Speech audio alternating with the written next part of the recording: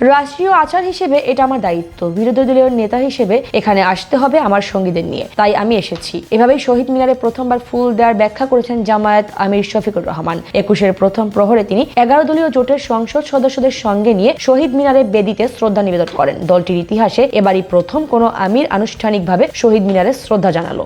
এর আগে প্রথম প্রহরে রাষ্ট্রপতি, প্রধানমন্ত্রী ও মন্ত্রী পরিষদের শ্রদ্ধা নিবেদনের পর 3 বাহিনীর প্রধানরা শ্রদ্ধার্ঘ্য অর্পণ করেন।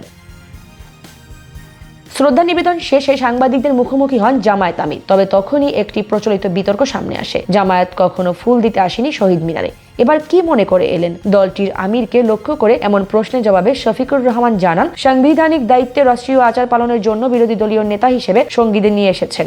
একই সঙ্গে শহীদ মিনারে ফুল দেয়াকে জামায়াত এখনো নাজায়েজ মনে করে কিনা এমন প্রশ্নে কিছুটা ক্ষুব্ধ প্রতিক্রিয়া জানিয়ে বলেন, আপনি এই প্রশ্ন কেন আজকে করছেন? এইরকম একটা পবিত্র দিনে এমন প্রশ্ন না করাই ভালো।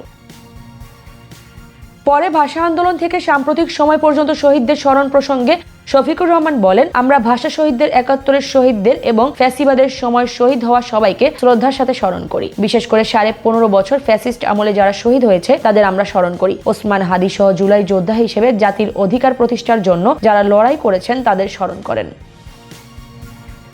জাতির প্রত্যাশা পূরণের জন্য লড়াই অব্যাহত রাখার ঘোষণা দিয়ে বলেন, জাতির মুক্তি না আসা পর্যন্ত, ফ্যাসিবাদ মুক্ত, সন্ত্রাস মুক্ত, চাঁদাবাজ মুক্ত, দুর্নীতি মুক্ত দেশ গঠন না হওয়া পর্যন্ত একটা মানবিক দেশ গঠনের জন্য আমাদের এই লড়াই অব্যাহত থাকবে এবং কোনো অপকর্মের সাথে আমরা আপোষ করব না। এ সময় তার সঙ্গে ছিলেন বিরোধী দলীয় চিফ হুইপ ও এনসিপির আহ্বায়ক নাহিদ ইসলাম, জামায়াতের নায়েবে আমির এটিএম আজহারুল ইসলাম, হাসনাত আব্দুল্লাহ, আখতার হোসেন সহ জোটের অন্য নেতারা। বেদিতে ফুল দেওয়ার পর শফিকুর রহমান মোনাজাত পরিচালনা করেন।